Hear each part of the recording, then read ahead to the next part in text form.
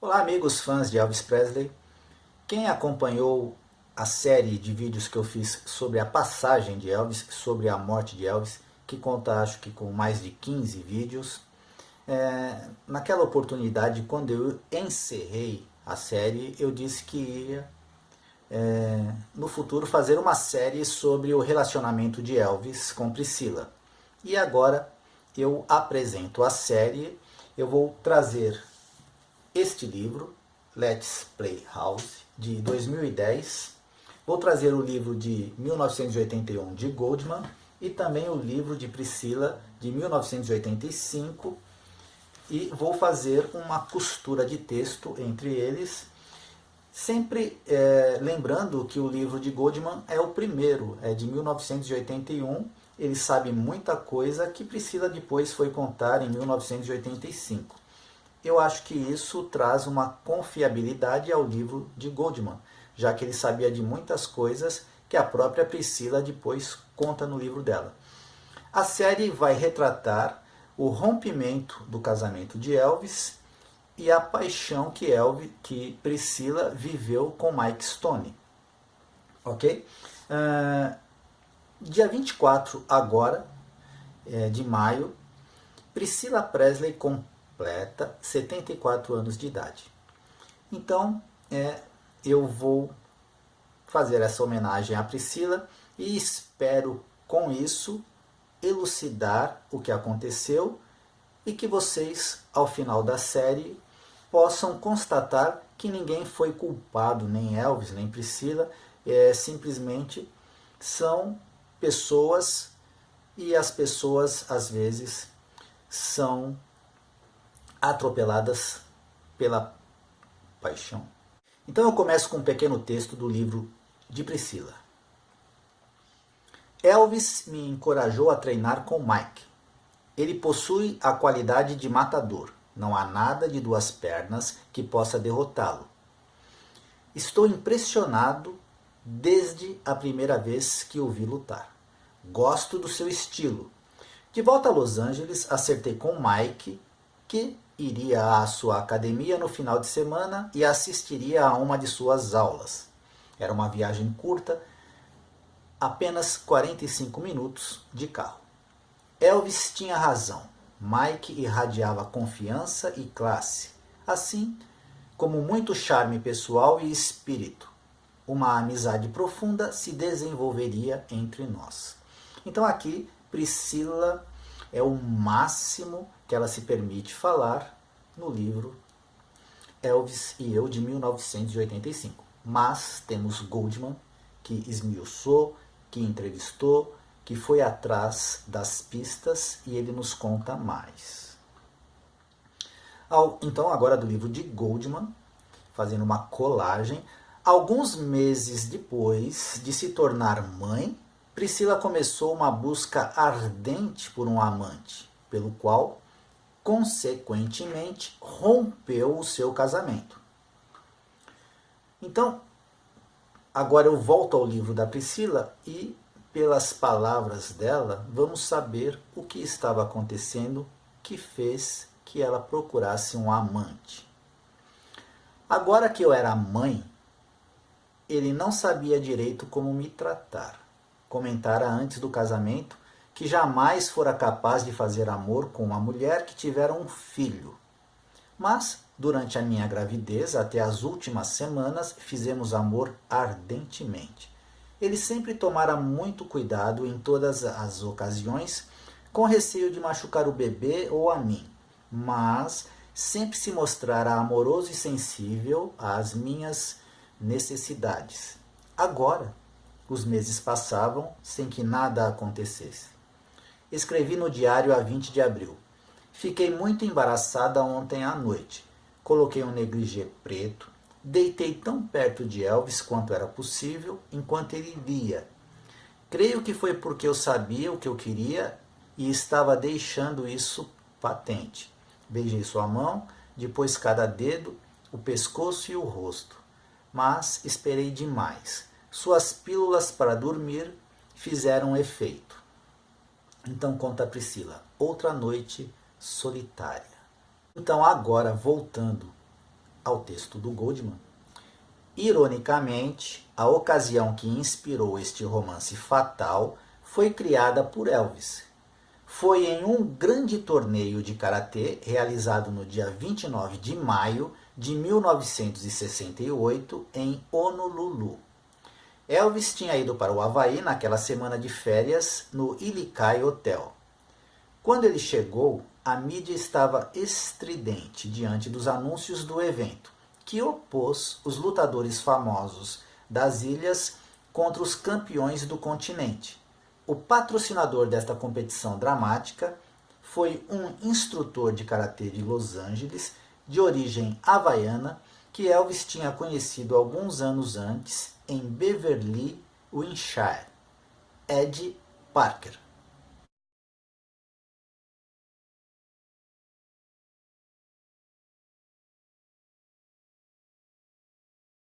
Apesar de ser totalmente fora do caráter de Elvis Presley, aparecer em eventos públicos, a perspectiva de ver tantos grandes lutadores em uma única noite superou a sua prudência habitual. Convocando Parker para o hotel, Elvis combinou de ir para o Honolulu International Center, após as luzes da casa serem apagadas, para que ele pudesse desfrutar dos combates em condições de conforto e segurança. Entre as estrelas do karatê que apareceram naquela noite estava Mike Stoney. Stoney, um havaiano nativo, filho de um pai branco, assemelha-se aos Afro-Redete, fazendo a saudação de punho comum aos atletas negros dos anos 60. Um cara de aparência arrogante, com um brilho assassino nos olhos. Stoney é o estereótipo clássico das artes marciais.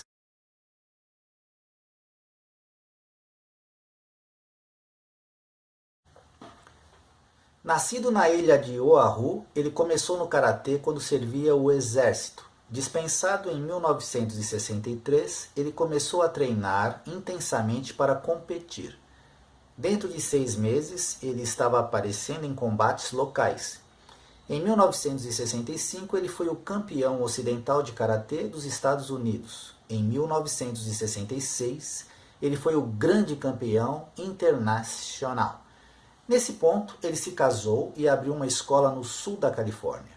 Embora oficialmente afastado, a perspectiva de uma viagem para o Havaí foi suficiente para atraí-lo de volta ao ringue. Stoney mexeu de tal maneira com os nervos de Priscilla Presley que eles ficaram vibrando. Enquanto estava sentada no escuro, assistindo o atleta de pele escura, cruamente apresentado no kimono, cortando e chutando os seus oponentes em sua apresentação, ela decidiu impulsivamente que este era o homem que ela realmente queria. O próprio Stoney, mais tarde, expressou admiração profunda. Qual mulher gostaria de trocar o grande Elvis Presley por um instrutor de karatê pobre, casado e não muito bonito? Se ele pudesse ter visto a si mesmo naquela noite através dos olhos de Priscila, ele não se surpreenderia assim. O homem que ela viu tinha uma certa semelhança com Elvis. Ele usava um traje semelhante. O que aconteceu é que Mike Stoney era uma realidade que Elvis Presley apenas aparentava. Stoney era um homem autenticamente viril. A virilidade tinha se tornado uma questão básica no casamento de Presley, pelo que diz respeito a Priscilla. No instante que ela anunciou que estava grávida, Elvis parou de ter relações sexuais com ela. Agora que o bebê nasceu, Priscilla parecia tão encantadora como nunca. Elvis não deu nenhum sinal de retomar as relações sexuais com ela. Nunca. Isto não foi tão surpreendente, tendo em vista o fato de que Elvis sempre foi avesso ao sexo com uma mulher que havia dado à luz. De fato, com todas as mulheres com quem ele ficou seriamente envolvido, Elvis exibiria o mesmo padrão. Primeiro, ele exigia que ela o tratasse como se fosse sua mãe, com carícias, mimos e conversasse com ele na linguagem dos bebês. Então aqui agora eu vou colar um outro texto, então é do livro Let's Play House, e onde temos um depoimento de Linda Thompson, a mulher que teve um relacionamento de 5 anos com Elvis, logo após ele se separar de Priscila. Então, a respeito da conversa de bebê, Linda tem esta história. Linda dormiu em uma cama, e é de uma ocasião de quando Elvis estava internado para tratar de problemas, para tratar de uma doença que ele tinha, e a Linda foi passar com ele esses dias de internação. Ela ficou com ele no quarto. Então, Linda dormiu em uma cama estreita ao lado dele nas primeiras noites, e Elvis descia sua cama para que pudessem estar o mais perto possível. Então o pessoal de Elvis trouxe uma cama de hospital só para ela. Como Elvis tinha que usar uma toga, ele queria que Linda usasse uma também, para que ambos passassem por pacientes. Eles assistiam bastante televisão, especialmente programas esportivos, e à noite, depois que os canais de televisão em Memphis saíam do ar, Linda recorda: nós costumávamos sentar e observar o chefinho indiano, que a televisão saía do ar, não tinha mais programação, e ficava um caractere que era esse chefinho indiano. Eu vou colocar a foto aí, e isso ficava como digamos, um protetor de tela. Não tinha mais programação, então Linda conta que eles ficavam olhando para isso. Então, eles descobriram que podiam ver as imagens em circuito fechado do berçário e observar os bebês a noite toda. Então, já que não tinha mais televisão, a televisão saiu fora do ar, tinha um monitor monitorando os bebês, e eles ficavam observando os bebês nesse monitor que tinha no hospital. Eles passaram a reconhecer alguns dos bebês à medida que o tempo passava.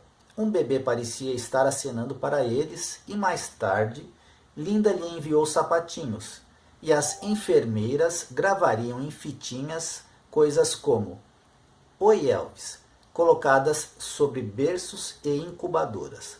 Ou vinham até as câmeras e sorriam.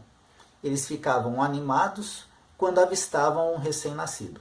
Elvis adorava bebês e crianças, e ele se tornava muito terno, e como um bebê regredia àquele estado infantil. E eu teria que mimá-lo um pouco. Às vezes éramos como dois bebezinhos juntos. Ocasionalmente ele seria o bebê, mas eu também gostava de bancar a bebezinha. Então seria tipo: espere um pouco, eu quero que você seja o adulto. Os dois não podem ser o bebê ao mesmo tempo. Era uma coisa boba, mas funcionava para nós. Então, colocando mais uma colagem aqui, agora do livro do Goldman, e você percebe os textos, né? Ou conversam um com o outro, ou um explica o outro. Então, seguindo com Goldman: como uma jovem ingênua, Priscila possivelmente não pôde ter previsto o que a esperava quando insistiu com Elvis que se casasse com ela, e logo, imediatamente, ficou grávida. Esses acontecimentos destruíram o que restava da sua relação original com Elvis, que era inteiramente baseada no fato de que ela não encarnava a maturidade feminina ou a maternidade. Ou seja, Elvis queria a sua garotinha, né? Mas ao se tornar mãe, a rapidez com que Priscila encontrou um novo companheiro, uma vez que se tornou mãe, sugere que ela reconheceu que a retirada sexual de Elvis era permanente. Também indica que ela não queria continuar vivendo indefinidamente sem romance, paixão, força e autoridade masculina. Todas as afeições fundamentais que haviam sido negadas a ela durante a festa do pijama de 8 anos com Elvis. Porque durante os 8 anos de relacionamento de Elvis, antes dele se casar com Priscila, já sabemos que ele ia só até certo ponto, quando ele se relacionava com a sua esposa amorosamente. E agora que ele se retirou sexualmente, mas Priscila, ela tinha necessidade de romance, paixão, força e autoridade masculina. É por isso, então, que ela vai à procura de um amante, porque ela sabia que Elvis, como diz o texto, talvez não voltasse mais, ele ia manter o casamento frio. A respeito do que ele diz aqui durante a festa do pijama de 8 anos, temos um texto também do livro de Elvis, do livro Elvis e Eu, de Priscila. Então agora, colando um texto do livro Elvis e Eu, de 1985, vamos entender um pouco mais como era o relacionamento de Elvis com Priscila, que Goldman, no texto dele, chamou de festa do pijama de 8 anos. Né? Então, poderia acontecer uma situação como esta que Priscila conta. Uma noite tomamos estimulantes e começamos a brigar, de brincadeira. Joguei um travesseiro em Elvis, ele se esquivou e rindo jogou-o de volta. Joguei outro e mais outro e depois, sem lhe dar tempo de se recuperar, atirei um terceiro. O último acertou-o no rosto, seus olhos faiscaram de raiva. Mas que droga, explodiu ele. Não tão rude, não quero brincar com um homem. Ele me agarrou pelo braço e me puxou para a cama, enquanto explicava como eu atirara os travesseiros com força demais. Elvis acidentalmente atingiu-me no olho. Desviei a cabeça para o lado e levantei-me de um pulo, acusando-o de ter atingido o meu rosto de propósito. Não sabe brincar sem ganhar? Nem mesmo comigo? Gritei. Começou a bater cada vez com mais força. O que esperava que eu fizesse? Fui para o quarto de vestir e bati à porta, enquanto ouvia berrando. Você não é um homem! Naquela noite fomos ao cinema. Meu braço tinha uma equimose no lugar em que ele agarrara. O olho estava inchado, escuro. Para agravar a situação e para me certificar de que ele se sentisse arrependido, usei uma venda sobre o olho. Todos brincaram comigo e Elvis gracejou. Não pude evitar. Ela tentou bancar a durona comigo e eu tinha que mostrar quem era que mandava. Naquela noite ganhei um apelido, a Durona. Apenas brincadeiras. Elvis lamentou profundamente o incidente, pediu-me desculpas na ocasião e por várias vezes nos dias subsequentes. Sinto muito, baby. Sabe que eu nunca machucaria por qualquer forma. Nunca colocaria a mão em você, não é mesmo? Foi um acidente. Bom, agora que você já sabe, através do texto de Priscila, por que Goldman chamou o relacionamento de 8 anos de Elvis e Priscila de festa do pijama, voltemos ao texto de Goldman, quando Priscila estava com Elvis assistindo ao torneio e viu Mike Stone em ação. Agora Priscila se matriculou na escola de karatê de Chuck Norris. Sabendo que mais cedo ou mais tarde seu envolvimento no mundo restrito do karatê lhe traria um contato com Stone. Então é o que eu vou contar no nosso próximo vídeo. Como então Priscila chega até Stone e como a paixão, o relacionamento tem início. Espero que tenham gostado até agora, que possam ter entendido as razões da Priscila, também terem entendido as razões de Elvis e Elvis Forever. Por hora, um ótimo final de semana a todos. Segunda-feira ou terça eu volto.